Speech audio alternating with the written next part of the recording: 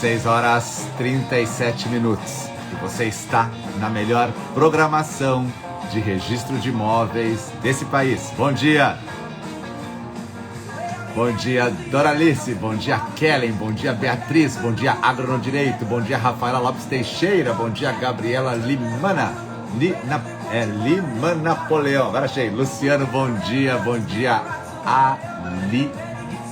Ailda. Ontem eu falei errado o nome dela, hein? Ó, vou corrigir. Ailda Franca Silva. Querida, desculpa ontem, hein? Jana, bom dia. Cate, bom dia. Leandro Ferrari, bom dia. Alexiane, Marcelo Rosa. Advogada Bill Pimentel, bom dia, bom dia, bom dia, bom dia, bom dia. 6h37.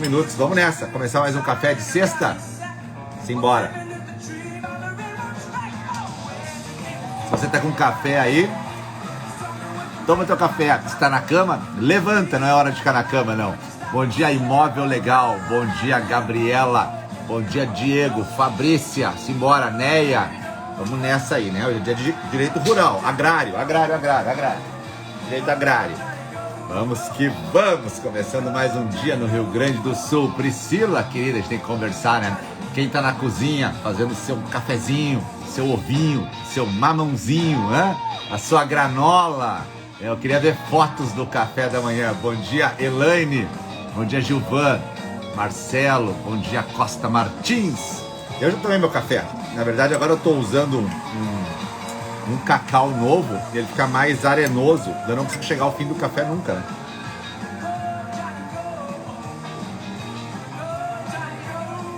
Chega no finzinho, ele tá arenoso. Teria que coar, né? Hoje me queimei já, né? Bom dia. Lourdes, Neia, olá. Vamos embora, começar. Hoje é dia de conversar de direito agrário. Sexta-feira é bom de conversar sobre o direito agrário. E vamos falar de georreferenciamento com meu amigo e professor do curso Registro de Imóveis Descomplicado, professor Arthur. Daqui a pouquinho está aqui conosco já. E antes eu só vou dar um recado para não perder o fio da meada. Fica ligado que tem um recado importante aí.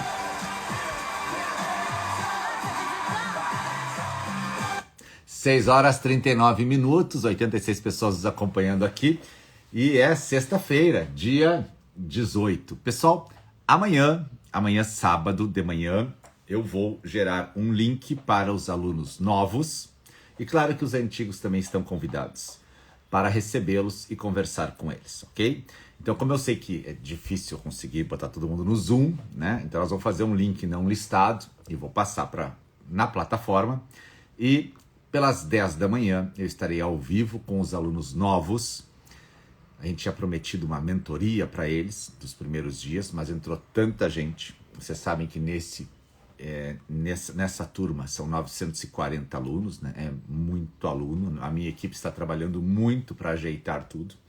E a gente vai fazer o quê? Uma aula ao vivo. Então amanhã, sábado, eu e os alunos, tá? Os alunos antigos também estão convidados. Por quê? Porque, claro, não vão atrapalhar em nada e todo conteúdo é crescimento. E nós somos uma grande família, né? Os antigos, os novos, né? Então, sábado de manhã, eu vou colocar hoje o link na plataforma e vou dizer como vai funcionar, ok? E eu vou dar dicas de como a gente vai estudar esse ano de 2022, como a gente vai melhorar a captação de clientes, como a gente vai acelerar o conhecimento. Amanhã de manhã às 10 horas, certo? Pessoal da mentoria, galera da mentoria, segunda noite tem aula sobre retificação, tá? Fica ligado para não perder o fio da meada, que eu vou botar o link lá também.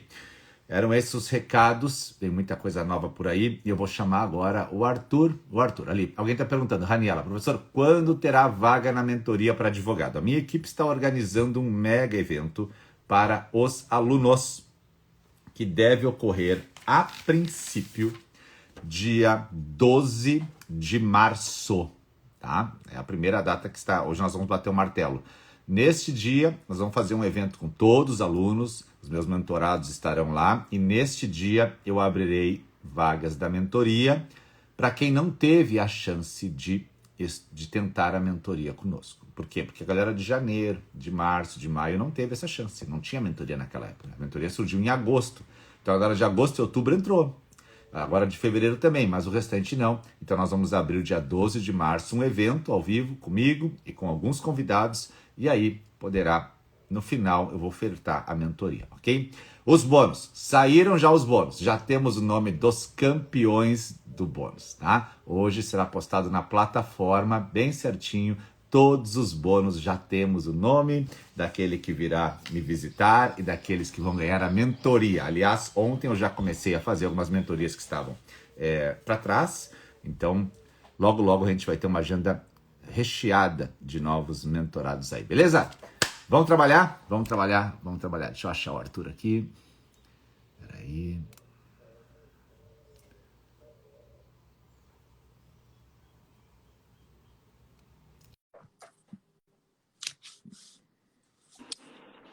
Bom dia, Arthur. Bom dia, professor. Tudo bem com você? Tudo bem, senhor? Tudo certo? Bem. Tá em São Paulo? Opa, tô aqui.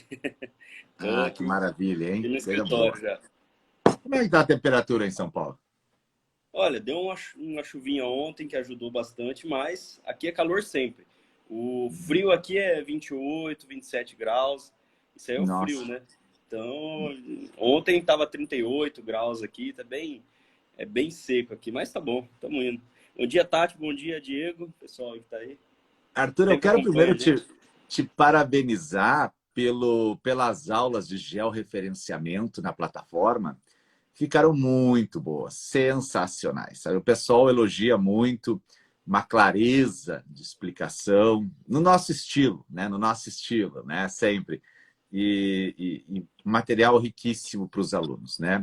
Então, parabenizar e dizer que vem mais coisa por aí, né? Vem mais coisa, está preparando mais coisa para aquele módulo. Sim, sim.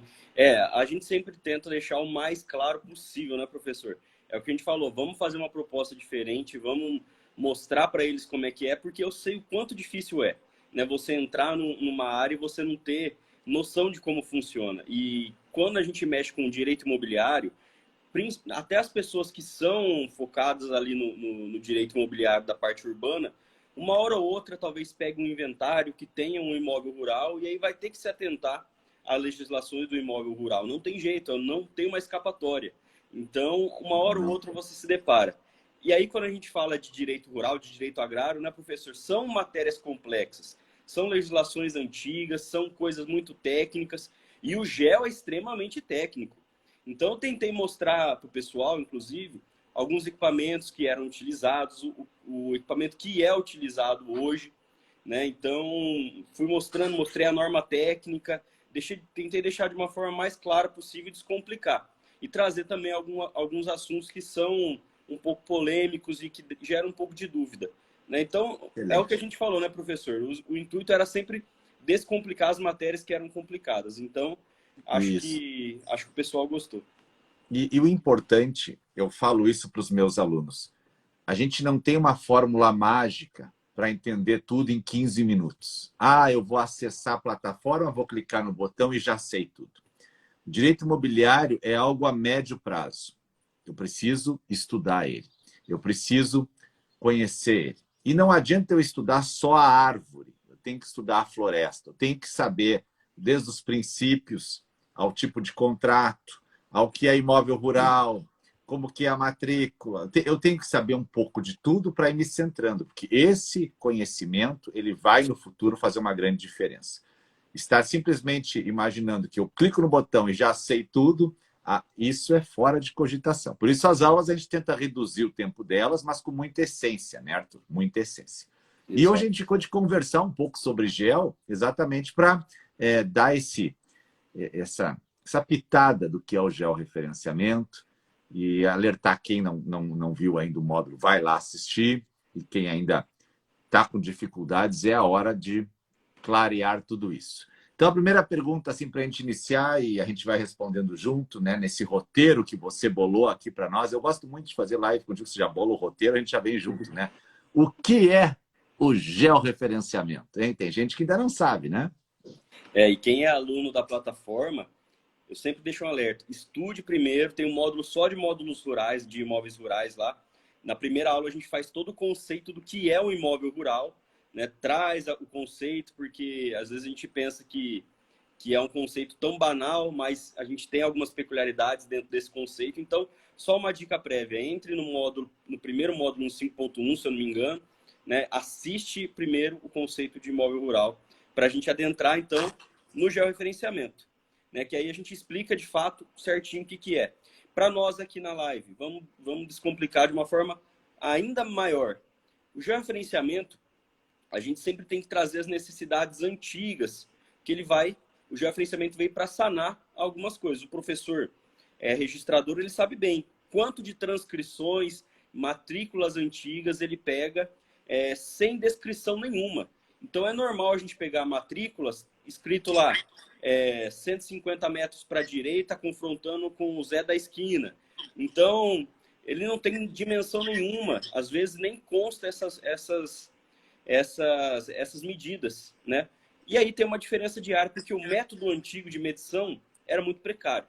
Então, tendo essa dificuldade enorme e com também um intuito de retificação de área, veio o georreferenciamento, que ele vai regularizar fundiariamente o seu imóvel através do INCRA.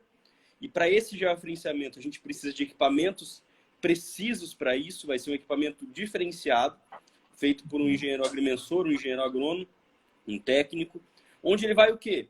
Medir o seu imóvel, todo o seu imóvel. Então, vai ter uma retificação de medidas, ok? De medidas, dimensões, e também as retificações de confrontações. Então, qual que é o intuito de georreferenciamento? Retificar o imóvel, mas retificar o imóvel com outro intuito também de regularizar fundiariamente em cima do INCRA. Então, a gente vai ter uma mudança, uma alteração. 99% dos casos tem alteração de área, de medidas e de confrontações. Então, vai ficar com uma matrícula atualizada. E detalhe, o georreferenciamento é uma lei que todos os imóveis rurais devem seguir. Ok, então vamos lá. Então, na verdade, e muito interessante essa explicação do professor, lá nos nossos cartórios, as descrições são muito rudimentares, são antigas. Era o que tinha na época, né, professor? Quando seu avô fazia a medição, era o que tinha e estava bom. E era melhor do que o que tinha antes ainda, né? Mas não servia como um parâmetro, não serve como um parâmetro para hoje. Então, hoje, quando eu vou abrir uma matrícula nova, quando eu vou mexer naquele imóvel, eu chego lá e olho, confronta esse imóvel com a área dos sucessores de fulano de tal. Tá, mas quantos metros confronta com sucessores? Numa linha? Porque eu estou aqui. A minha área vai até aonde? Aonde é que começa dos sucessores? O certo seria confronta com, vamos imaginar, 200 metros com a terra dos sucessores. Eu já sei que é uma linha de 200, aí chegou na dele. Não tem essa linha. Não tem essa linha. Então, agora eu preciso medir. E quando eu vou medir, até entrou o Fabrício aqui, que também é nosso amigo da engenharia. Quando eu vou medir, eu faço a medição. E aí, claro, a medição hoje é por gel. E aí eu posso certificar ela no INCRA, eu posso tornar ela mais oficial, mas pode ter uma diferença, como o professor falou. Uma diferença de área. E aí a gente vai entrar nas retificações. Daqui a pouquinho a gente vai chegar em retificações, né? Aliás, segunda-feira à noite, professor, tem aula de retificações com os meus mentorados. Se o professor tiver um tempinho de passar lá, seria legal. Tá? Claro. Que dia, professor?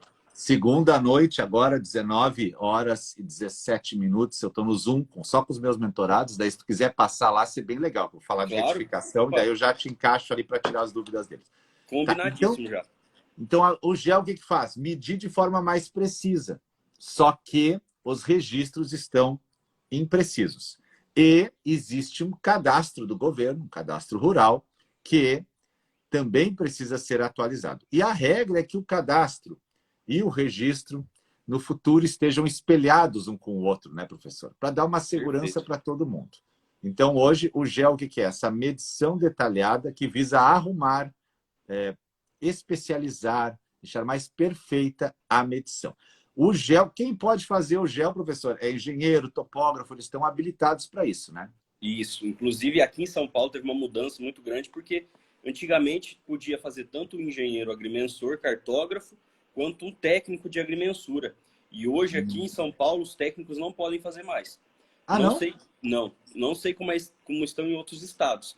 Mas para você realizar o georreferenciamento hoje, também não basta ser um engenheiro, por exemplo, um agrônomo. Você tem que ter como se fosse uma especialização em georreferenciamento.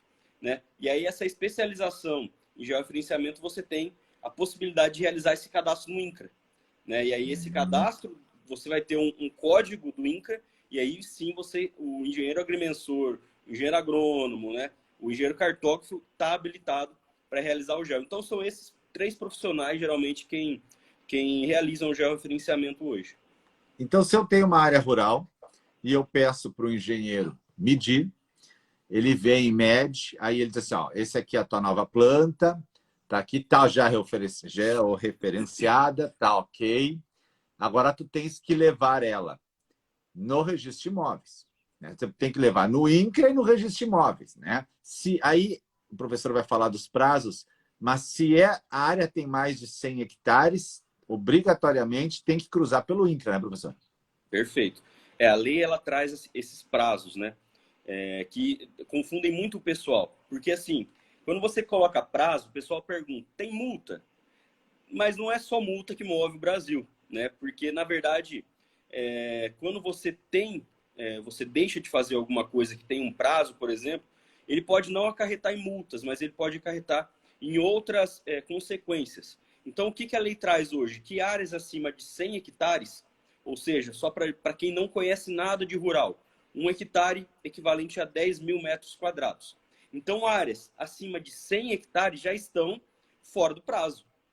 Áreas de 25 a 100 hectares, a gente tem, se eu não me engano, até dia 30 de novembro de 2023. Ah, tem mais um ano ainda para fazer.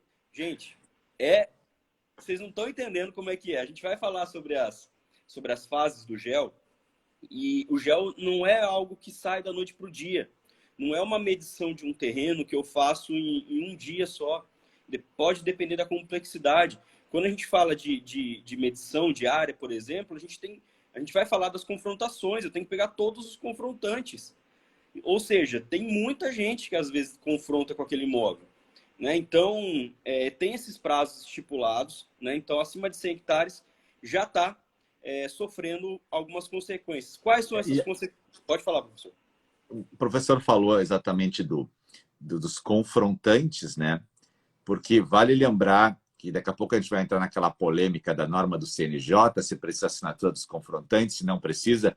Gente, se alterar a área, nós vamos precisar dos confrontantes, porque eu não sei se o cara não está, se alguém não está invadindo a área do outro. Né? Então, e de regra, as transcrições mais antigas, mais rudimentares, não fecham com a medição atual. Por isso a importância dos confrontantes. Por isso que não dá para fazer simplesmente o GEL da noite para o dia, porque eu posso precisar ter que conversar com um ou com outro confrontante. E aí vai atrasar um pouquinho, e aí se eu estou precisando de um financiamento bancário, para então pegar e dar o imóvel em garantia especializado, bem medido, vai atrasar. Beleza.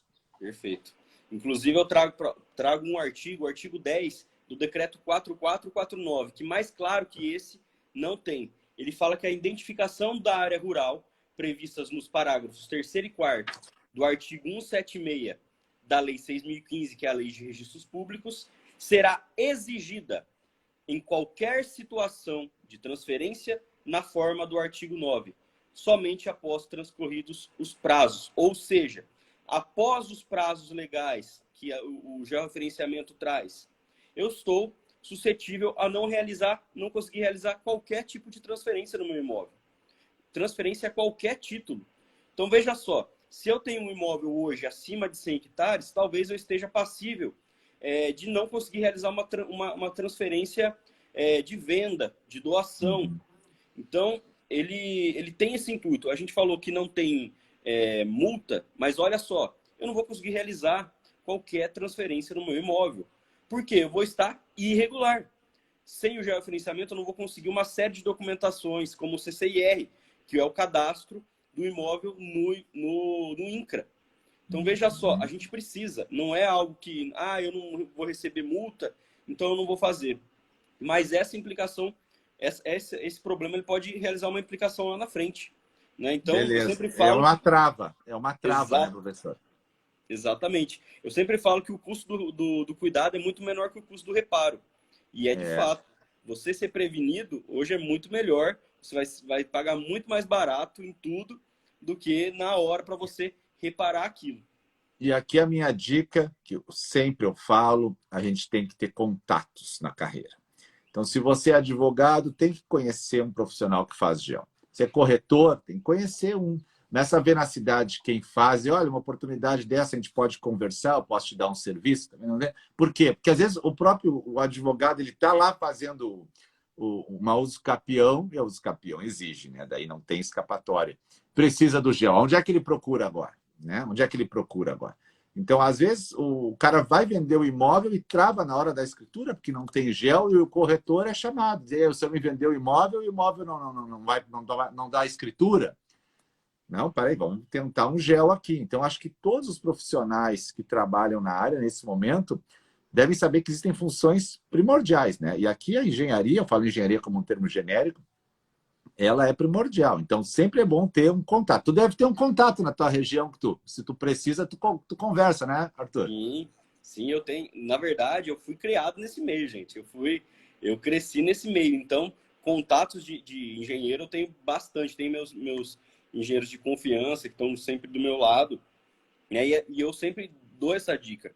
Para quem trabalha com imobiliário, então ele tem que ter esses contatos. Se você trabalha, por exemplo, com imobiliário urbano, você tem que ter contato com o engenheiro, tem que ter contato com o arquiteto.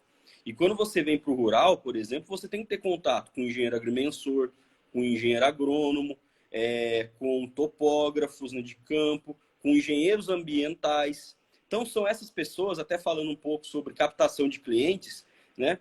Você está no meio vai te proporcionar. Qual que é o melhor método de captar cliente? Você estando dentro do meio onde seus clientes estão. Então, se seu cliente roda, por exemplo, um engenheiro, você tem que estar lá também. Você tem que ter o contato com o pessoal. E outra, quem tem amizade, eu sempre falo que tem tudo. Se a gente precisa de algum trabalho urgente, e eu tenho um amigo agrimensor, poxa, eu já corro lá para ele, já falo a necessidade para ele, ele já me ajuda. Eu estava fazendo uma defesa ambiental semana passada, e aí eu precisei urgentemente de umas imagens de satélites antigas para comprovar uma supressão antiga. E na hora, era sexta-feira, na hora eu liguei para a engenheira lá do Mato Grosso, uma colega minha, e falei, olha, arruma essas imagens para mim agora. Ela, nossa, Arthur, mas eu vou viajar sábado. Falou, olha, Kelly, me ajuda. Ela foi, me ajudou, fez na hora a imagem. Ou seja, a gente tem que ter contato. A gente tem que ter esse networking que chama hoje em dia, né? É Exato. necessário. Tu sabe que eu estou fazendo uma cartolina para os meus alunos sobre aqui, ó, como melhorar a captação de clientes, né?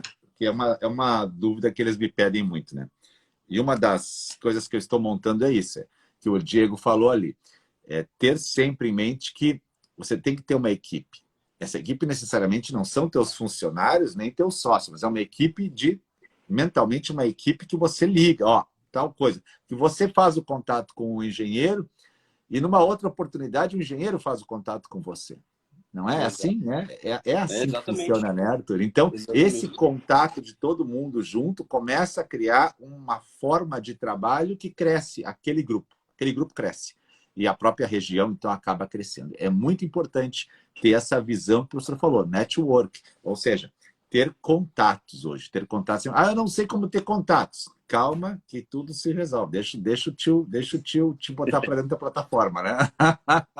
Mas aí, tá, Arthur. Então agora a gente está nos prazos, né? Você falou dos prazos, então acima de 100 hectares já é obrigatório. Mas se eu quiser medir a minha área, que tem 30 hectares, eu posso medir por gel. Eu só não preciso certificar ela, né? Isso. Eu posso medir. Na verdade, assim, até entrando nas fases, né, professor? Nas fases do georreferenciamento, ele tem basicamente 4 fases. E eu divido entre essas 4 fases lá nas nossas aulas. Que basicamente a primeira é a medição. Né? Então, hoje, por exemplo, nem se eu não for realizar a certificação, a medição ela tem que ser seguida, ela vai seguir os mesmos parâmetros do gel. Então, a primeira fase sempre vai ser essa medição em campo. Tem que ser em loco. Ela tem, a norma técnica traz algumas possibilidades, mas, por exemplo, imagem de satélite não vai ser tão preciso. Então, ela vai ter que ser em loco mesmo. O topógrafo, o engenheiro vai em campo com esse equipamento e vai medindo. Professor? Tô aqui. Tô te vendo. Travou tua imagem aqui. Agora voltou. Travou. Tá. Travou, mas voltou. Então vai ter que ser medido os vértices desse imóvel. O que é um vértice, Arthur? A gente tem aqui uma reta. A partir do momento que ele tem uma deflexão, uma curva, este ponto de intersecção vai virar um vértice. Então eu vou mapeando vértice por vértice. Se eu tenho uma divisa de confrontante, eu mapeio aquilo lá também, vai virar um vértice. O rio é todo sinuoso. Eu vou desenhando o rio, eu vou mapeando todo o pontinho do rio. Então veja só como é demorado essa parte. Né? Tem medições aí que podem demorar muito. Né? Então, é por isso que a gente fala que é necessário essa antecedência. Não importa se você tem 30, 10, 20 hectares. É muito ideal que a gente faça previamente isso. Então, a primeira fase é a medição em campo, onde vai ser mapeado todas essas divisas, todo o perímetro do imóvel. Ok, então tá. Primeira fase é essa. E eu posso levar na matrícula do imóvel esse georreferenciamento mesmo abaixo de 100 hectares. A única coisa é que ele não está certificado lá no INCRA. Para que serve a certificação do INCRA? Para garantir que nenhuma área se sobrepõe à outra, né, Arthur? Então, o cara vai lá e diz assim, ó, a minha está aqui. Aí, quando o outro vem, a minha está aqui e pega em cima, o INCRA acusa. Mas o objetivo do INCRA qual é? Que todo mundo tenha as suas áreas bem posicionadas e que nenhuma se sobrepõe à outra. Porque em alguns estados do país é muito comum que as áreas se sobrepõem. E isso se percebeu em vários estados, que às vezes meus colegas até falam, tem uma matrícula e 6 imóveis em cima. Né? Então, como pode? Então, o objetivo é limpar isso aí. Mas enquanto ainda não preciso certificar, eu posso fazer direto no registro, né? Tranquilamente a medição. Maravilha. Então, os prazos são esses. Consequências. Agora vamos pegar um pouquinho de polêmica, né? Quando é que eu preciso da anuência dos confrontantes, né, Arthur? Isso é um tema muito legal, né? Polemiquíssimo. Na verdade, até entrando dentro finalizando as fases, a gente falou primeiro da medição da área, né? A segunda parte vai ser o trabalho de escritório, onde vai ser projetado todo o imóvel, né? Vai ser calculado todos esses pontos. A terceira fase é a certificação no INCRA, onde eu vou levar todo esse trabalho que eu fiz ao sistema do CIGEF, que é o sistema do INCRA. E, posteriormente, para finalizar, vem o registro no cartório de imóveis. E ali, pode falar. Falou levar no CIGEF, né? Para quem não sabe, o CIGEF é um sistema que o engenheiro mesmo cadastra e depois você leva ao cartório e o cartório encaixa com o cadastro lá. É isso, né, Arthur? Isso, é isso mesmo. Agora, eu vi você falando esses dias que tinha que cancelar um georreferenciamento. Fala para nós isso aí. Como é que que pode acontecer que pode acontecer nessa terceira fase que a gente falou, que é a certificação? O INCRA hoje, ele tem, quando você georreferencia e certifica uma área, ele vai analisar o quê? Se as precisões daqueles pontos estão corretas, ou seja, a norma traz alguns quesitos de precisão de pontos, vai principalmente identificar se tem sobreposição de área, ou seja, se a minha área está sobrepondo outra. A partir do momento que já tem uma sobreposição, se a partir do momento que eu vou imputar o meu georreferenciamento no CIGEF e haver uma sobreposição, automaticamente eu não vou conseguir certificar. O CIGEF, que é o sistema do INCRA, vai dar um aviso na hora. Falei, olha, há sobreposição no imóvel. E havendo sobreposição no imóvel, você não consegue certificar. E aí, Arthur, o que eu faço se tiver uma sobreposição? Bom, que dia que hoje é quarta-feira, se eu não me engano, eu fiz uma aula ao vivo, bem de surpresa, às 6 e pouco, só para quem está me seguindo, assistiu. Então, siga aí que eu vou fazer bastante dessas. A tardinha ou de manhã? Tardinha ou de manhã? 6 horas da noite aqui. Eu fiz uma aula só sobre cancelamento de gel. Eu mostrei modelo, inclusive, de como a gente faz para requerer esse cancelamento. Mas, no então, Instagram, tu fez? No Instagram? Fiz, deixei ele disponível só por 24 horas. O Diego estava lá, a Andréia estava lá, tem bastante gente que estava lá daqui, a Renata também. Muito bom. Sigam o professor Arthur, o perfil dele é Agro no Direito. Se você não quer sair da live para seguir, em cima ali onde tem o meu nome, clica que vai aparecer o nome dele e já bota para seguir. Então, quando tem essa questão de sobreposição, professor, basicamente a gente tem que requerer o cancelamento de uma parcela, ok? Então, quando pode ter sobreposição? Primeiro, quando eu tenho um imóvel vizinho que está sobrepondo o meu, ok? Ou não, ou até eu tenho um imóvel onde foi feito inteiro e eu quero desmembrar esse imóvel. Eu não, pensa só, eu não consigo imputar duas parcelas depois ali que vai dar uma sobreposição de áreas. Então, tem essas hipóteses para cancelamento. Mas vamos imaginar aquela hipótese mais polêmica, que a gente falou aqui que vai trazer polêmica, né? Onde tem um confrontante sobrepondo a minha área. O que eu faço? Bom, dentro do sistema do CIGEF, do INCRA, eu vou fazer um requerimento, um pedido de análise de cancelamento de parcela. Eu vou ter que demonstrar, como se fosse uma ação extrajudicial. Dentro desse requerimento, eu vou demonstrar o porquê eu tenho que cancelar essa área do vizinho. Então, veja só, eu vou ter que mostrar que a minha área seguiu todos os parâmetros legais, ok, tá belezinha. Eu vou demonstrar, por exemplo, se tem um erro na cadeia dominial do meu confrontante. Por isso que ele está sobrepondo. Então, eu vou ter que fazer toda a análise de cadeia dominial do meu imóvel e do imóvel do confrontante. Então, veja só, eu vou, dentro da tese de mérito, como se fosse no direito normal, numa ação, eu vou ter que fazer todos os critérios técnicos para que seja cancelado o vizinho. Eu fazendo todo esse requerimento de uma forma técnica, eu submeto dentro do CIGEF para que o analista analise essa possibilidade de cancelamento. Ele aceitando, é cancelado o georreferenciamento. Aí que está o negócio. Se esse georreferenciamento já está certificado no cartório, o INCRA ele vai ter que notificar o cartório, para também que tenha essa ciência. E também notificar o confrontante.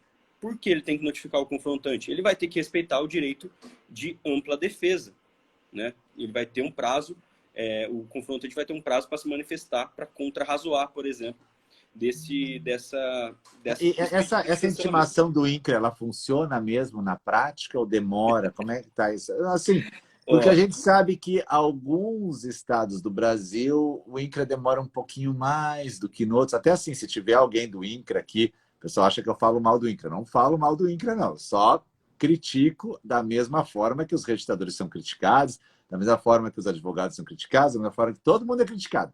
Então, a minha crítica construtiva qual é? O INCRA demora demais. Minha pergunta é, Arthur, na tua cidade, o INCRA demora para fazer essa intimação ou não? É rápido?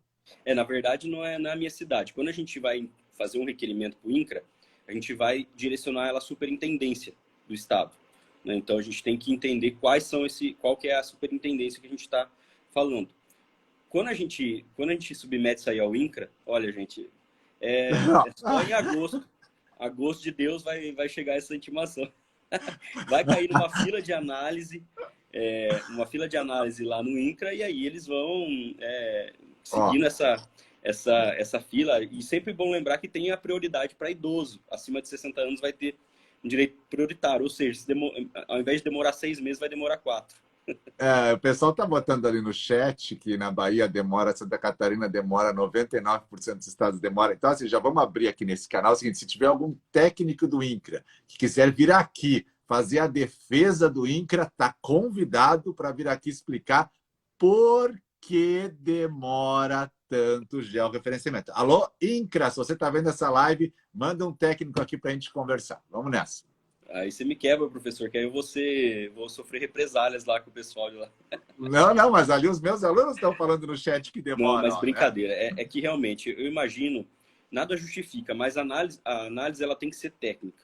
Né? Espírito Santo, Tocantins, Bahia, Alagoas, Goiás, todos eles estão falando a mesma coisa. É um canal aberto para a gente poder discutir, um canal democrático do direito aqui, né? Maravilha. O INCRA ele tem que seguir alguns parâmetros para essa análise. Então, nada justifica a demora, tá? É demorado mesmo.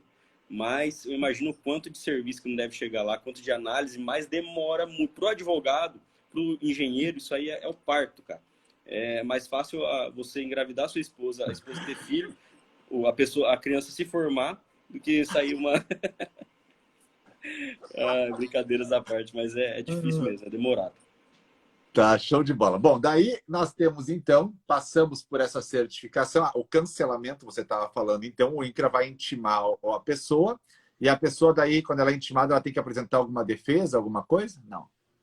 Isso, é respeitado o princípio do contraditório da ampla defesa. E aí é intimado um engenheiro, né, quem realizou esse GEL, porque é quem o INCRA tem o contato ali dentro do sistema. E ali ele vai ter um prazo para apresentar uma contrarrazão, né, uma contestação. Esse prazo, se findado, é como se não tivesse feito essa defesa. É a tal revelia. Né? Fazendo a revelia, cancela-se o georreferenciamento vizinho. E aí, esse é um instrumento muito importante, a gente fala do requerimento, porque ele é muito importante. Ele vem ser um instrumento muito importante para quem está advogando na área rural, porque vira e mexe eu vou precisar dele. Seja para esse cancelamento de um confrontante que está invadindo o seu imóvel, né, que é muito comum. Em alguns estados, principalmente, a gente se depara muito. Eu fiz um, antes de ontem, se eu não me engano, fiz um desses requerimentos.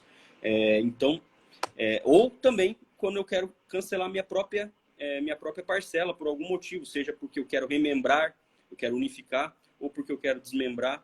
Então, é um instrumento bem importante, que eu sempre sugiro que faça mesmo que tenha esse conhecimento para que faça esse cancelamento. E só quem fez a aula de GEL no curso, professor, vai ter esse conhecimento.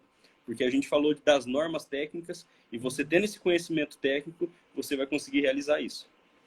Beleza. E daí, então, a parte de cancelado está ok. Agora vamos, assim, aquele caso clássico, né? Eu vou lá medir minha área, e daí, após a medição, se percebe que há uma diferença em relação ao registro de imóveis. Então, a gente chega no registro de imóveis e pode ter várias diferenças, claro. Uma delas, a área é diferente.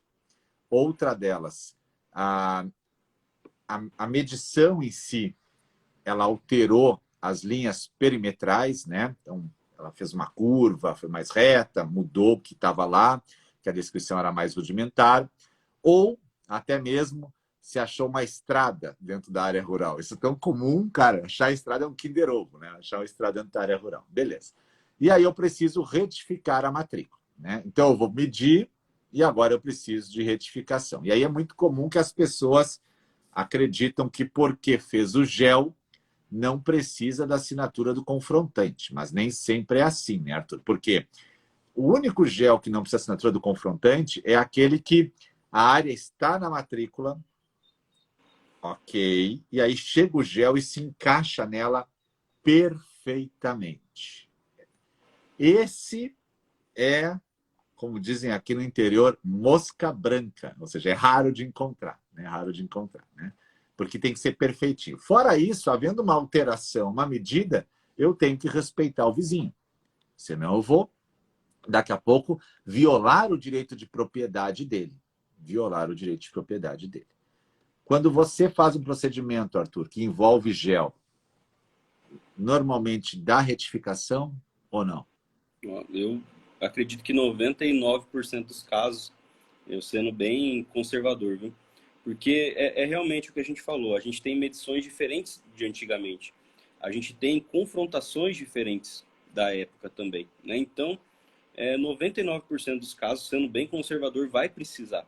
A menos que ele fez muito antigamente, assim, na primeira norma técnica do INCRA, e até hoje é a mesma divisa, e não tem essa diferença, é muito raro você não ter uma mudança de dimensão. Viu? Muito, mas muito. Eu, particularmente, nunca vi. Nunca vi mesmo. Então, praticamente 100% dos casos a gente precisa do GEL. E os confrontantes, só para ilustrar, até dia 27 de dezembro, eles eram um tipo de confrontante. Depois da medida provisória 1085, que está em vigor, é um outro tipo de confrontante. Então, na Lei 6.015, você vai encontrar o confrontante como o ocupante, proprietário e ocupante. Então, pelo sistema anterior, um posseiro poderia ser confrontante.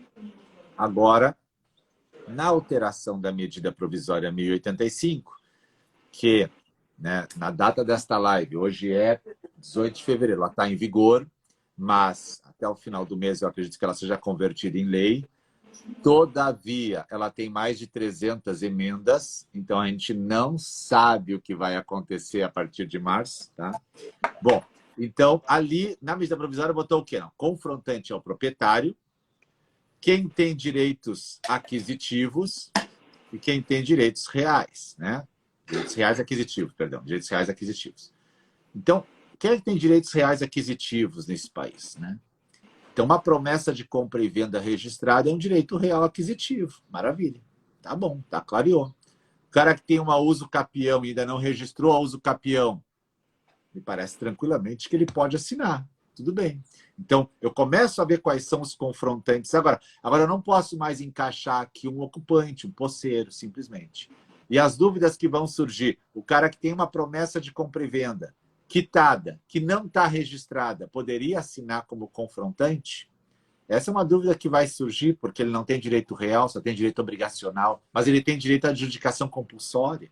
Então, teoricamente, ele está legitimado para assinar, mas a medida provisória não tratou isso. Então, há uma névoa aqui. É mais ou menos aquela névoa de onde é a zona urbana, onde é a zona rural, o limite. É mais ou menos aquela névoa quando é que acaba o namoro e começa a união estável, né? Aquelas névoas do direito. Então, aqui existe uma névoa que a medida deixou. Mas tudo bem, vamos partir de novo. Vai retificar, né, Arthur? Os confrontantes assinam. O que é confrontante, a gente está lá no parágrafo 10 do 213 da Lei 6015. Maravilha. Vamos dizer que os confrontantes assinaram, perfeitinho, né, Arthur? Agora, tu pode levar para a matrícula do imóvel e corrigir, retificar, atualizar essas confrontações. Isso. Inclusive, até pegando um gancho no que o senhor falou, essa questão da adjudicação compulsória, ou seja, quando tem alguma dessa questão do vizinho, é mais uma prova de que a gente tem que ter uma juntada muito boa entre técnico e jurídico, né? Onde, na necessidade do processo técnico, vai necessitar de alguma coisa jurídica.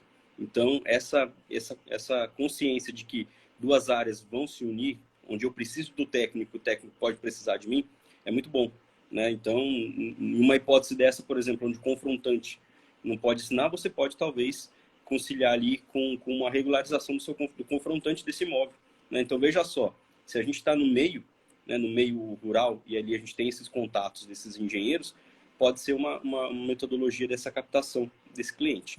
Mas vamos lá. Perfeito. Sobre a assinatura do confrontante. A gente teve há uns 2 anos atrás uma MP, né, uma medida provisória, onde desobrigou, na verdade, a assinatura do confrontante. E aí, assim, eu vejo por 2 lados. O primeiro lado, de desburocratizar.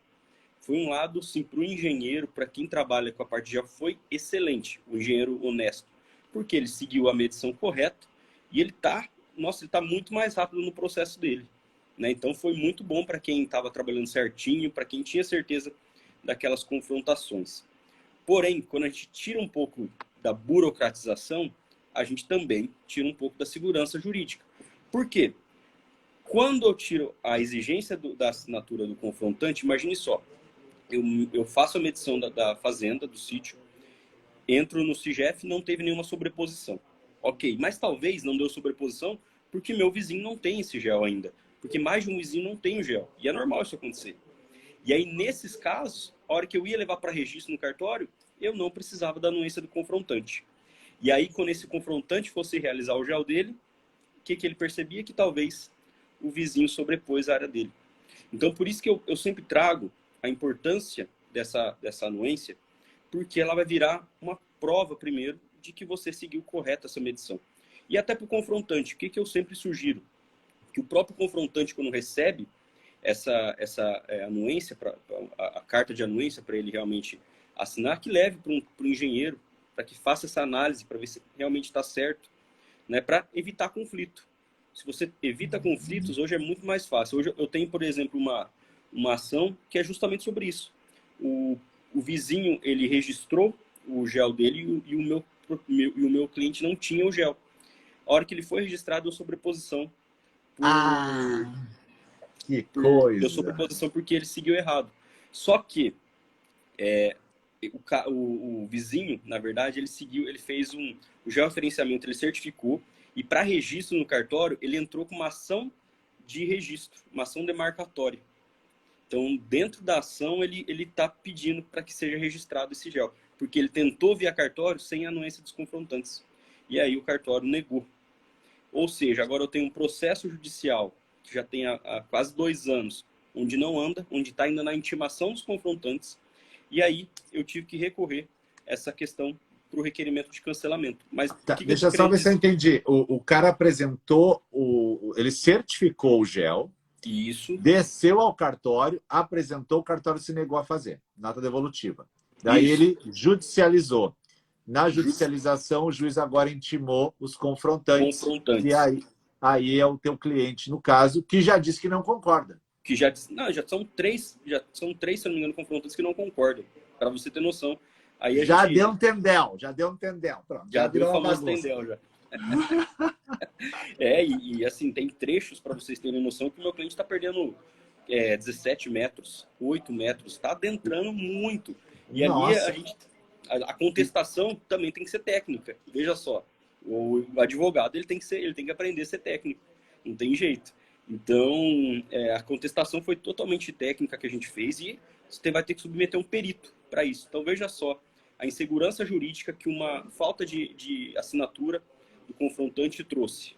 Né? Ele não conseguiu, ele quis burlar o sistema, passando por essa fase, né? E no cartório não deu só essa nota devolutiva, deu várias coisas que ele tinha que alterar. Ele não quis seguir ali, ele viu que ia dar problema, o que ele fez?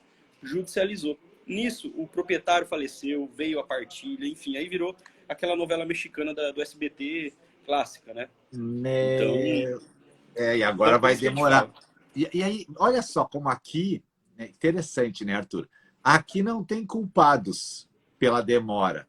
O problema é exatamente resolver o caos do passado. Não há, assim, um culpado, diria, o registro é culpado, o judiciário é culpado, a parte é culpada, porque não se tem a verdade ainda da área, né? Não se tem. A princípio, o confrontante está dizendo, o cara invadiu minha área. E a gente sabe que algumas áreas realmente, né, ficam com uma dificuldade de se saber exatamente onde é. A cerca anda, o pessoal brinca, né? E quando não tem cerca, pior ainda, né? Na calada da noite anda. Ou até o rio dá uma mudadinha de margem, né? Bom, mas olha só.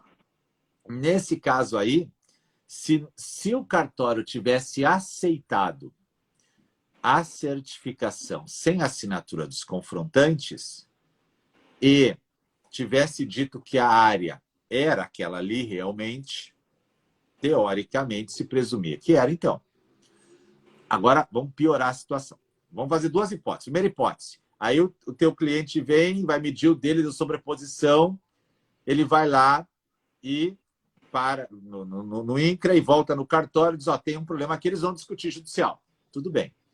Mas agora o problema, se depois da medição, certificado, sem anuência, o cartório aceita e agora eu vendo essa área para um terceiro de boa-fé. Olha o problema. Olha o problema. Por quê? Porque agora o terceiro de boa-fé, que não tem nada a ver com o problema todo, ele adquiriu uma área georreferenciada, sem assinatura do confrontante e certificada. Aqui é que é o grave problema, porque aí ele vai dizer assim, bom, essa área é minha, está certificada pelo INCRA, georreferenciada, beleza. Daí o outro, quando vai medir, não deu, ele vai judicializar. Daí esse aqui vai dizer, mas olha, eu comprei ela de boa-fé e já estava georreferenciada.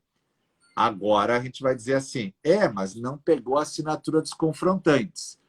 Daí agora, nessa hora, o cartório é culpado. Por quê? Porque não pegou a assinatura dos confrontantes. Então, se o cartório perde a assinatura dos confrontantes, o cartório é dinossauro, o cartório é um monstro, o cartório é um retrógrado, tem que acabar com os cartórios. Mas se o cartório não pega a assinatura do confrontante, vende para um terceiro de boa-fé, o cartório errou, não pegou a assinatura do confrontante. Cara, é um mundo, é um cobertor curto, tu já notou? É um cobertor curto, eu puxo, os pés ficam de fora. Eu tapo os pés, o pescoço passa frio da amidalite. É um caos, sempre é um caos. Então, por medida de segurança, o registrador faz o quê? segue a lei de registros, que diz o quê? Na 213, se mudou a área, assinatura dos confrontantes. Exatamente. Exatamente. Perguntaram aqui da lei, é a lei 10.267 do INCRA, tá? Do georreferenciamento. E o decreto, né? Isso. E a gente, o senhor falando esses casos aí, a gente pensa que é impossível isso acontecer, mas não é não, gente.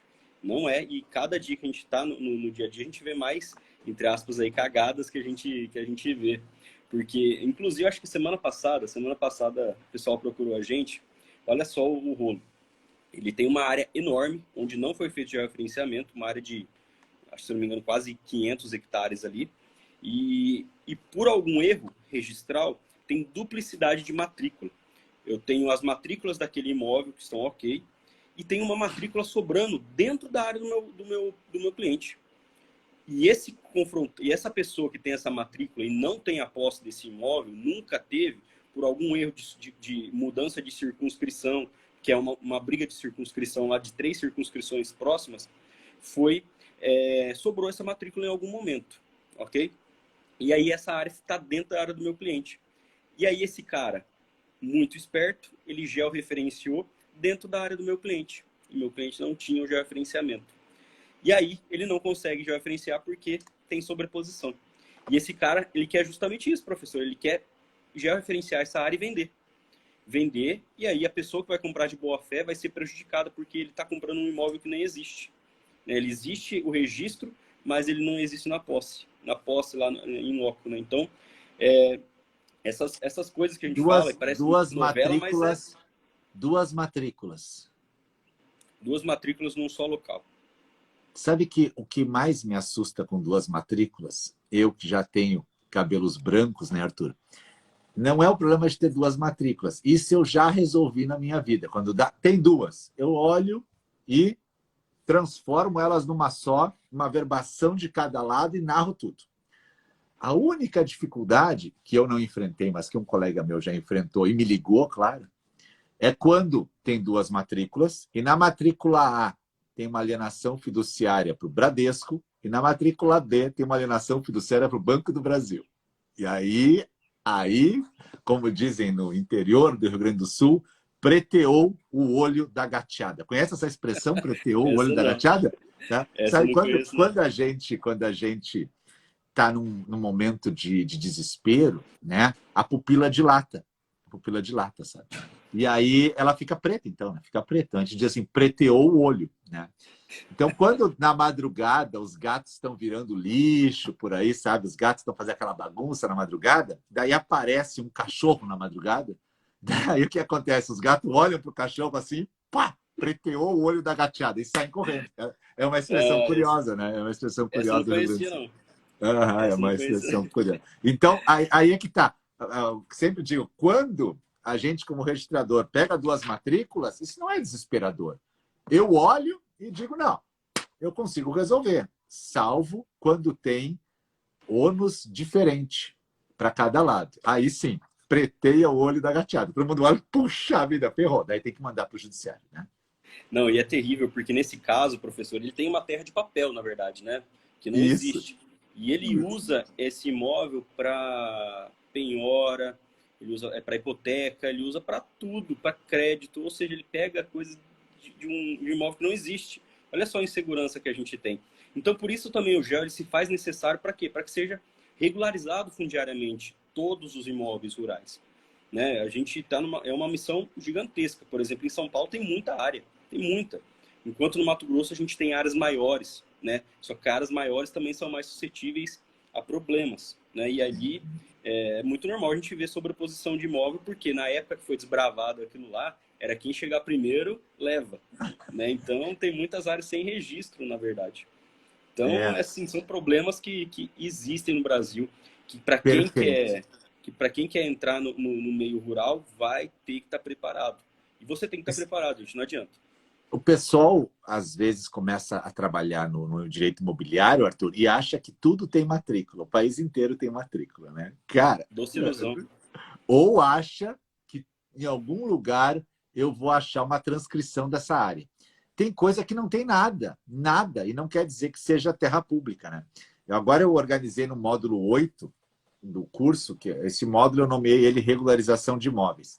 Eu botei essa semana 4 aulinhas lá de 25 minutos, que chama-se Das Transcrições às Matrículas. Para o cara entender o que aconteceu no Brasil. Tem gente que ainda não entendeu. E aí para te ter uma ideia, são 4 aulas de 25 minutos que eu já largo falando do descobrimento. Quando os caras chegaram e tinham as capitanias, viraram as sesmarias, e o tempo que isso leva até que se tenha uma ideia de registro, 300 anos depois. E quando se tem essa ideia de registro, não se registrou tudo. E as matrículas vieram depois e também não se matriculou tudo. Então, dependendo de onde o cara vai atuar, ele não vai ter matrícula, não vai ter nenhum contrato transcrito, não vai ter nada e ele vai ficar assustado. Mas não é desesperador, né? Tudo tem remédio, né? Tanto que o provimento 65 do CNJ, que trata da usucapião, diz o quê? Pode fazer usucapião de imóvel sem matrícula, tudo bem, não há problema. O STJ já disse, não é porque não tem matrícula ou transcrição que é área pública. Não, Sim. necessariamente não. Porque a gente tem aquela impressão das terras devolutas, né? Elas foram devolvidas para a coroa, então tudo é pública. Não necessariamente. Tinha muita área privada ali que não teve transcrição. Mas que legal, Arthur. Que mais que nós temos na nossa pauta aí? Faltou alguma coisa? Sobreposição, tema bom. Eu acho que faltou. Deixa eu Vai ver lá. aqui. Puxa aí. Deixa eu puxar aqui no nosso histórico aqui, peraí. Faltou sim, a gente acho que chegou só no começo, é muita coisa, gente. Não, mas lá embaixo está a sobreposição, lá embaixo foi. Divisa de município, né? E Isso é osso. Essa é osso. Eu queria até entender com o senhor depois como que vai... na live mesmo eu quero entender como que o senhor faz aí. Porque, por exemplo, pergunta fora da live. Aqui em São Paulo, gente, vamos imaginar um caso onde tem um imóvel e esse imóvel a gente tem que pensar que a gente tem que identificar qual o município que ele pertence, né? E aí, dentro do estado de São Paulo, a gente tem o GC, que é o Instituto Geográfico e Cartográfico. Nele, a gente vai requerer a divisa de município. Então, essa divisa de município, veja só, essa divisa de município pode cair em 2 circunscrições diferentes. Ou seja, o meu georreferenciamento vai ter que ser em 2 cartórios diferentes.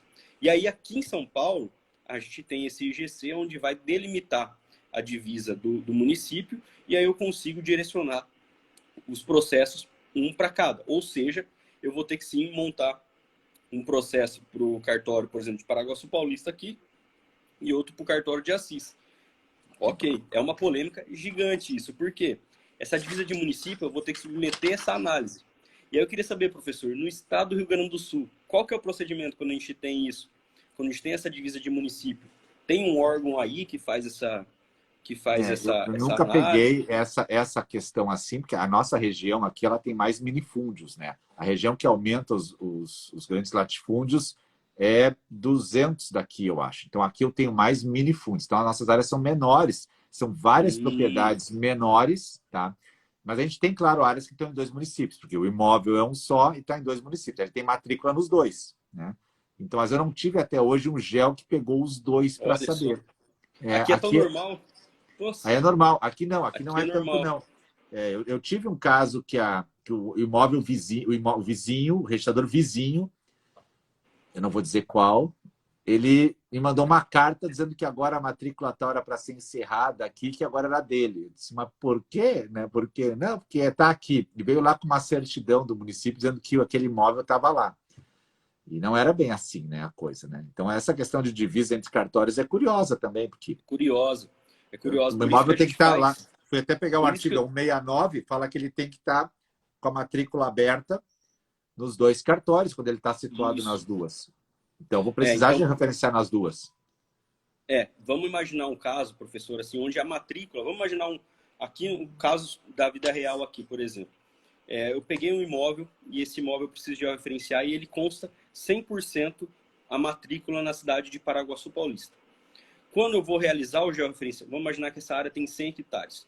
Quando eu vou realizar o georreferenciamento dessa área, eu verifico que a divisa de município passa nessa propriedade, então ele vai ser um caso onde eu vou ter que retificar essa questão. Então eu vou submeter esse processo, pelo menos aqui funciona desse jeito. Eu submeto ao processo a minha matrícula de origem, ele vai cancelar essa matrícula, vai abrir uma nova e vai submeter o quê? Cartório de Assis. Você vai precisar registrar essa outra parte aqui. E aí o engenheiro vai montar um processo à parte para esse cartório. Mas primeiro eu vou ter que retificar a divisa total, eu vou apresentar a parte parcial desse município e aí apresentar a parte parcial no outro município onde vai ser aberta uma nova matrícula. Então, exemplo, a gente tem a matrícula 1 do cartório de Paraguaçu Paulista. Essa matrícula 1 vai virar a matrícula 25 de Paraguaçu, onde tem 50 hectares, e vai virar a matrícula 60, por exemplo, de Assis, onde tem mais 50. Então, tá, mas aí tu abre a matrícula aí em São Paulo, vocês abrem a matrícula só dessa parte ali, não abre de todo? Só abre dessa parte. É cancelada a parte total e é feito somente da matrícula parcial aqui. Eu entendo que tem que haver as remissões recíprocas, mas o imóvel é um só. Eu entendo que o ideal seria abrir matrícula nos dois cartórios de todo o imóvel, mencionando que é uma matrícula espelho, uma no cartório do outro. Pode ser bem também. Claro isso. E aí eu não tenho nenhum deles abaixo da fração mínima de parcelamento, por exemplo, e eu tenho a medição dos dois nos dois espelhados, sempre espelhado. E uma faz referência à outra. Eu nunca vi matrícula assim. Sempre. Então a gente tem um imóvel com duas matrículas no mesmo local, é isso? Em cartórios diferentes. É o artigo 169, inciso 2 da Lei de Registros. Para o imóvel situado em duas ou mais circunscrições, serão abertas matrículas em ambas as serventias de registro público. Então, essa é a norma. Agora, qual é o entendimento que vai ter? Vai abrir um pedaço aqui, um pedaço lá? Não me parece o mais correto. O imóvel é um só. E o imóvel é um só. Então, eu entenderia assim, mas não é o entendimento aqui em São diverso. Paulo é diverso. Você veja só como que é tão difícil. Por isso que a gente precisa conhecer o código de normas. O professor que dá aula de concursos de cartório, junto com as meninas, com a Letícia, com a Yasmine, né? Acho que teve recente o cartório de São Paulo. Então, veja só como é diferente o código de norma de um local e de outro, e tem a interpretação também do cartorário, né? Eu nem sabia que tinha essa possibilidade. Eu nunca me deparei com uma possibilidade dessa. Então, já vi de tudo. Aqui eles fazem dessa forma. E essa questão da divisa ela é muito subjetiva, né? Eu preciso achar a divisa do imóvel, né? É muito difícil isso tudo que tu fala. Aliás, tem questões sobre municípios assim muito legais. Vamos pegar variáveis. O município foi emancipado. Beleza. Como é que eu menciono isso na matrícula? Tem que fazer uma averbação da lei que emancipou o município. Beleza. É uma questão interessante. Vamos pegar outra questão de município que altera bastante, né? Só para a gente ver as polêmicas. A área urbana foi ampliada e o imóvel está matrícula rural. E aí ele chega até aquele imóvel. Como eu boto na matrícula isso? Em alguns municípios tem que lotear, em alguns municípios tem que desmembrar e deixar o que está na rural e só o que está na urbana, e o que está na urbana vai ter que lotear ou desdobrar. Em alguns municípios você averba na matrícula que parte da área ficou urbana. Olha que interessante. E parte ficou rural, né? Eu particularmente tenho muita dificuldade aqui em aceitar essa modernidade, né? Mas assim, o cara não, parte está urbana, tá? Então, só para tu, por quê? E assim, o cara tem um imóvel grande e o perímetro urbano chegou numa parte do imóvel.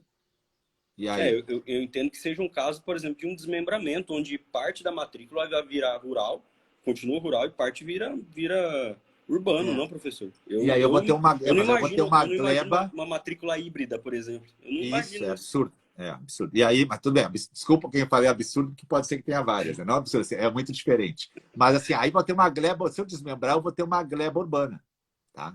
Aí outra variável, o que sobra não pode ser menor que a fração mínima de parcelamento.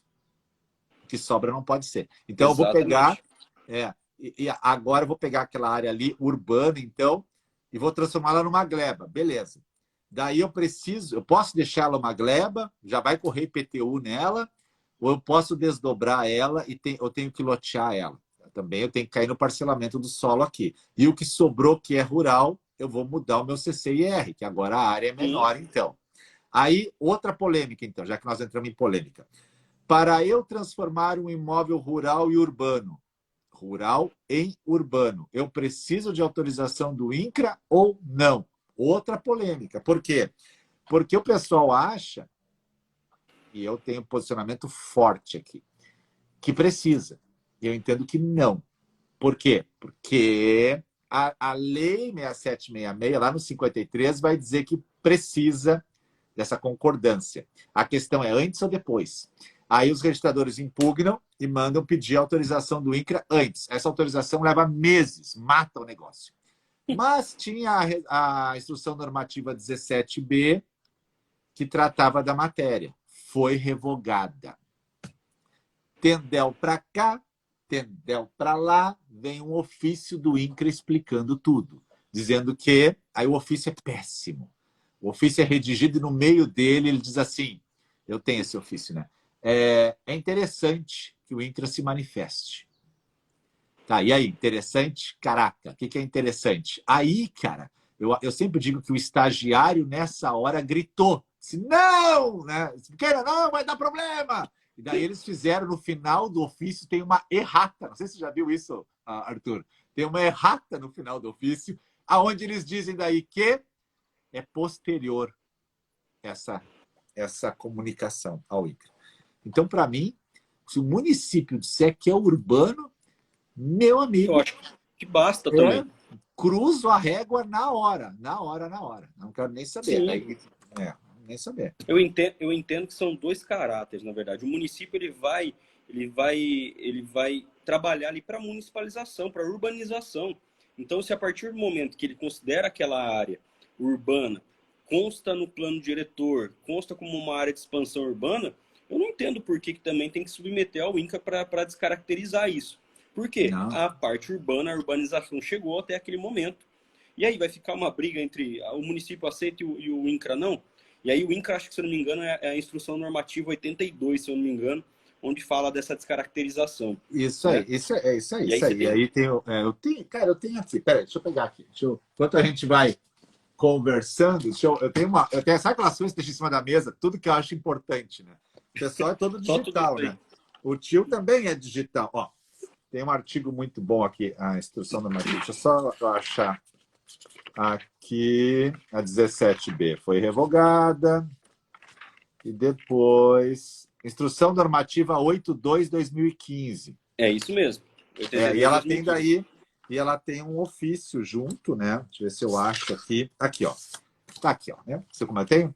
Ofício 148/2016, INCRA. Né? Aí ele no ofício diz lá, ó, instrução, tal. Daí ele vem narrando. Aí tem a portaria 126 do INCRA. Isso mesmo. Aí vem a nota técnica 02/2016. Aí lá no final, vou mostrar ao vivo agora aqui isso aqui, tá? Pra ver que o tio não brinca quando o tio fala. Lá no final vai estar escrito errata. Aqui onde está meu dedo, ó. Eu vou sublinhar isso aqui. Eu vou sublinhar. Errata. Olha lá, vamos chegar ali na tela ali. Errata. Tá vendo ali, errata? Ó, errata. Tá? Ali na errata ele fala assim, a prévia audiência do INCRA para alteração do uso do solo rural para fins urbanos, que se refere ao artigo 53 da Lei 6766, deve ser interpretada como realização das operações cadastrais pertinentes após a prática dos atos registrais. Após a prática dos atos registrais. Então, não tem que exigir antes a liberação do INCRA. Tem que pedir, o município diz que é urbano. Pronto. Exato. Tá? Daí depois altera o cadastro do INCRA. Mas aí o que acontece no Brasil hoje? Que muita gente exige antes que o INCRA se manifeste. Daí o INCRA leva 6 meses para se manifestar e o cara fica com o imóvel dele praticamente morto. Exato. E a Elaine colocou aqui que se o INCRA não for provocado, ele continua o cadastro. Perfeito. E é por isso que essa manifestação posterior ela precisa ser realizada, né, professor? Então, claro. essa errata aí, ela foi muito clara para isso, que vai ter que ser comunicado posteriormente o INCRA, para que seja realmente atualizado o cadastro desse imóvel. Nós estamos lidando com um documento oficial que tem uma errata ao final. É uma coisa linda isso, né? Tá lá o documento final tem errata, né? É uma coisa... Só no Brasil isso acontece, meu amigo, tá? Eu sempre brinco aqui em aula que o estagiário gritou. Dizendo, não, vai dar problema. Ah, vai ser uma errata então, né? Então, aí ajeitaram o troço, tá? É isso aí que está acontecendo. Então, essa é outra polêmica. Então, quando a gente entra em polêmicas de gel, de retificação, de área rural e urbana. Alguém pediu ali, mas pode ter também um imóvel rural dentro da zona urbana? Pode, pode. Tem lá, é a 5848, né, professor? Que é aquela lei Isso. do... Pode, não há problema algum, dá para ter. Mas não é assim, chega lá e né, tem que realmente ser rural o imóvel, né? Então, eu sempre brinco o nome daquele alface maldito que eu nunca li. 5868, você até vou anotar aqui, eu falo 4868. A 5868 vai me dar lá pelo artigo 14, eu acho, né? Por lá, 10, 14, ele vai falar lá as exceções à fração mínima de parcelamento. E uma delas é imóvel rural dentro da zona urbana. É possível. Mas não é o cara plantar um pé de bergamota e dizer, não, o meu é rural. Não é isso, né, professor? Não é isso. É diferente. Perfeito. Perfeito. Então, é muita polêmica, né, professor? Inclusive, divergências de conceitos, a gente tem entendimentos diferentes de alguns lugares. Então, assim, a gente tem que estar preparado realmente e capacitado para quando a gente lida com imóvel rural. Imóvel rural são imóveis grandes, geralmente, muito maiores do que urbanos, então também são bem suscetíveis a polêmicas. Imóveis rurais, eles usam muito para crédito, então tem muita hipoteca, tem muita alienação fiduciária. Então, tem algumas coisas que a gente precisa se atentar também quando a gente analisa a matrícula do imóvel. Então, é mesmo um desafio trabalhar com imóveis rurais. E aí, o curso ele vem justamente para isso, né, professor? Para capacitar os alunos para que tenham essa competência de análise. Então, para quem não é aluno ainda e para quem já é, vá lá assistir as aulas de imóveis rurais. Siga no Instagram, porque eu vou começar realmente a fazer algumas aulas de surpresa e mostrando modelos de algumas coisas mesmo. Que esse é o intuito, é ajudar as pessoas aqui a se capacitarem para trabalhar com imóveis rurais, porque tem muita demanda para pouco profissional. Né? E o Brasil todo que demanda dessa questão. Não é só aqui em São Paulo, não é só no Rio Grande do Sul. E para o lado do norte, Mato Grosso, Pará, é totalmente... é bem difícil mesmo as questões fundiárias. Então, regularização de imóvel, principalmente no norte, no centro-oeste, vai ser necessário, está sendo necessário. É importante que o profissional sempre entenda que não é uma coisa simples, né? Direito imobiliário, quem nos acompanha aqui no canal há 1 ano sabe o quanto a gente trabalha isso. Eu e o Arthur, a gente faz live há meses e sempre a gente bate em umas coisas pesadas que a gente conhece, né? A gente pode bater, né, Arthur? Normalmente na sexta-feira, que é para alegrar o sábado do cara, né? Mas é verdade, a gente tem que ser um pouquinho mais radical às vezes e bater porque precisa. Agora, não existe fórmula mágica. O cara diz, eu vou aprender hoje, né? Se você é meu aluno, você vai lá na minha plataforma, tá lá, Imóvel Rural, o guia definitivo. Se você chegar na minha plataforma, lá nos módulos iniciais, eu dou uma aula de imóvel rural só para dar uma chegada assim, no cara se localizar. Daí ele vai lá, Imóvel Rural, guia definitivo, daí ele tem lá as aulas da Arthur, da Tati, aí tem aula minha também de extremação, daí vai lá embaixo no módulo 8, regularização de imóveis, daí tem lá umas aulas minhas com a Yasmine, regularização de chácara. Então, tem que olhar o todo. Tem que vir fazendo todo para compreender. Não é assim, eu vou ali, clico e pronto. Né? Não, a gente precisa preparar o profissional. Por quê? Porque a legislação é densa, né, Arthur? Muito, muito. É antiga. Para a gente ter noção, a legislação que mais vai apertar ali os imóveis rurais é a Lei 6.015, de registros públicos, e o Estatuto da Terra, que é de 64. Ou seja, são legislações antigas mesmo que a gente lida. Né, conceitos antigos. O conceito de imóvel rural no Estatuto da Terra fala que é prédio rústico. Olha só, um prédio rústico localizado em qualquer local, né, usado para atividade agrária. Esse aí basicamente é o conceito de imóvel rural. Mas olha lá, prédio rústico. Hoje tem muitos imóveis que não tem mais prédio. É só vegetação, é só lavoura mesmo. Né? Então, olha como vai mudando as realidades. E a questão do contíguo, né? Imóveis contíguos também tem essa polêmica. ali no INCRA, né? Na norma do Tem. INCRA, perdão. O que, que é o imóvel contíguo? Tipo, eu fazer um CCIR, eu posso colocar, dizer que o meu imóvel é tudo isso aqui, mas pode ser que lá no registro cada parte tem uma matrícula. Então, para o Isso. registro de imóveis, cada imóvel uma matrícula, e pode ser que para o INCRA tenha um CCIR para todas essas matrículas. Perfeito, é isso mesmo. O CCIR, que é o cadastro do imóvel, ele pode ter várias matrículas dentro, desde que as áreas sejam contíguas, ou seja, uma vizinha da outra. Tá? Então, eu posso ter um CCIR só para várias matrículas. E isso também vai atingir, por exemplo, algumas questões ambientais e cadastrais do CAR, por exemplo, que é o cadastro do imóvel rural, em questões ambientais. Ali também vão ser áreas contíguas. E o georreferenciamento também eu posso realizar através de áreas contíguas. Eu faço um gel só, especificando as matrículas ali, e eu posso unificar, eu posso mantê-las também, mantê-las... Deixa eu vai da escolha, né? perguntar. Deixa eu perguntar. Eu tenho um mentorado meu, o Fabrício, que fez uma pergunta ontem, eu achei curiosa. O cliente dele fez o CAR, e o CAR é declaratório, né, Arthur? O CAR é declaratório. E ele declarou, tipo, 23, mas na matrícula tem 17. Ó, daí o cartório deu nota devolutiva. Minha pergunta, né, sobre CAR, então. Eu também tenho, eu aprendo muito contigo, tu sabe disso. Eu posso num CAR ter mais de uma matrícula, que nem no CCIR? Pode, Posso. deve, na verdade. Deve. O CAR ele Ah, tem que ser contigo. Tá na tá. norma do CAR, no manual do CAR, que tem que ser contigo. Tá? E aí pode Então, ter já uma, duas, clareou aqui, três. né, para o Fabrício. Tá. Aí, eu entendo que não seria caso de nota devolutiva, porque ele mediu a área, tem 17, ele apresentou um CAR com 23. Aí o registrador disse, tem que mudar o CAR para ter 17. Ou então mudar a área para chegar nos 23. Aí ele Sim. ontem mandou, nós temos o grupo ali do... Eu fiz uma mentoria em novembro sobre retificação diária, né? E acho que eu mudei quase 7 horas de retificação, né? Ficou muito legal. Nossa. Interagimos muito, né? E aí ontem ele botou essa pergunta lá no grupo, e daí eu disse, eu não vejo nota devolutiva aqui. Tá aí ele aí, ó. Tá ali, ó. O Fabrício tá ali na tela ali, ó. Cara, é uma guerra, né?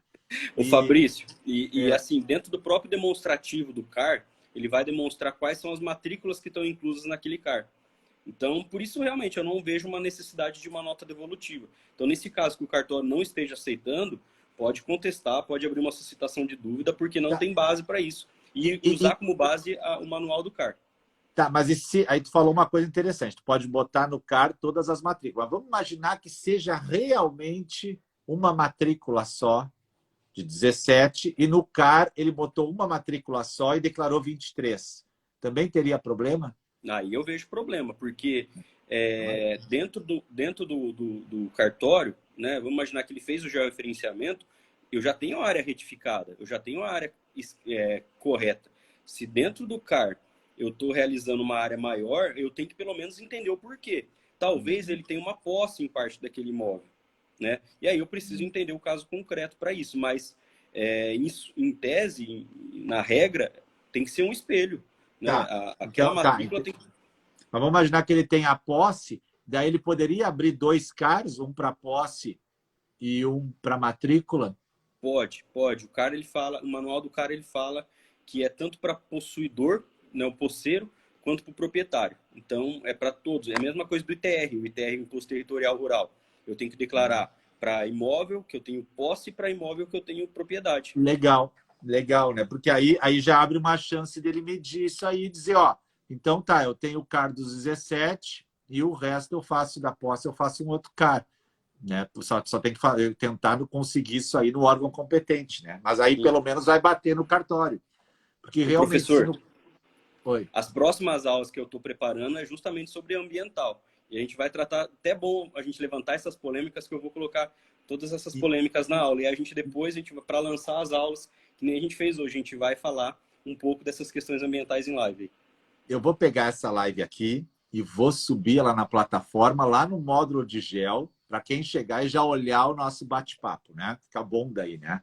Mas acho interessante que a gente aborde isso. E segunda-feira à noite eu vou me encontrar com os mentorados da retificação e os mentorados anuais para conversar sobre retificação. E daí eu quero que estejas lá, 19h37, né? para a gente bater, dar umas 2 horas de aula. Normalmente eu faço uma exposição, depois eu abro para esses casos. E aí é pedreira direta, é tijolada para todo lado, né? Mas é bom porque a gente também aprende muito, né? A outra vez estavam... Aprendi muito. Estava o Fabrício a outra vez e aí eu tive uma visão dele de engenharia diferente da visão que eu tinha do direito. A gente, né, conversou bastante. É muito Legal. bom. A gente não sabe tudo, né, professor? A gente vai lidando algumas coisas na prática, mas, assim, a gente vê cada coisa que, às vezes, aqui no cartório, aqui na região, não tem entendimento e tem em outro lugar, então a gente aprende junto. E a gente não sabe a resposta de tudo. Mas o que a gente não sabe, a gente procura depois e também aprende com isso, né? Então, isso aí, essa troca de informação com a mentoria é excelente. Eu acho que a gente consegue ter visões ali de cartórios diferentes e até um jeito para a gente conseguir contestar algumas coisas e conseguir registrar algumas coisas, né? Porque vai seguir de acordo com um código de normas diferentes, mas também a gente tem que lembrar que tem algumas legislações federais que podem implicar ou que podem ajudar o advogado ou o engenheiro em algumas situações também. Legal. Muito bom, Arthur. Eu acho que nós fechamos todo o nosso cronograma, né? Nossa, fizemos quase 1h30 de live aqui. Estava sensacional. E essa audiência que não nos abandona, de mais de 200 pessoas aí também, sensacional, né? Quero agradecer a todos pela presença de sempre, pelo carinho de manhã cedo. Pessoal que acorda cedo, a gente está aqui desde as 6h37, são quase 8 da manhã. Muito conteúdo nessa live, Arthur, mais uma vez, muito obrigado. Sigam o Arthur, o perfil do Arthur, Agro no Direito. Agro no Direito. É um perfil riquíssimo de material. O Arthur é um professor que eu encontrei no mundo virtual, ainda não tive a chance de conhecê-lo pessoalmente, mas que já gravou aulas no meu curso, e a gente conversa muito, é muito bom de conversar com o Arthur, ele entende muito, porque ele nasceu e se criou nesse meio, né? E aí depois ele então virou advogado, né? Arthur, deixa uma mensagem para a galera aí. Em julho, eu estarei no Sul, em Gramado, e aí, ó, é rapidinho para desviar um pouquinho e fazer uma costela aí, viu? E a gente se conhecer. Tá combinada a costela, então, hein?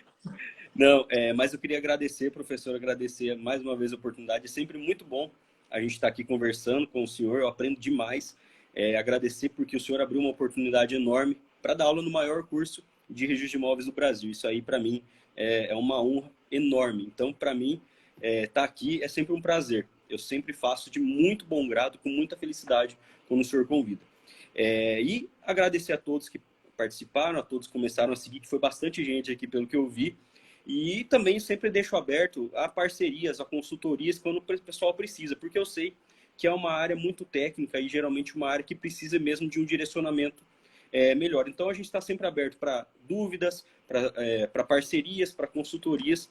E para o senhor, professor, sempre estamos à disposição para conversar, viu? Excelente. Para quem é aluno do curso, eu vou colocar na plataforma um link hoje à tarde, para amanhã de manhã às 10 horas ter uma aula de recepção dos novos e conversar, ok? Para quem é da mentoria, segunda à noite, tem aula de retificação e o Arthur vai estar junto. Um abraço, meu querido, a todo mundo, carinho enorme de vocês, eu amo vocês todos, um abraço também. Pessoal, tchau, ótima sexta-feira, valeu. Tchau, professor.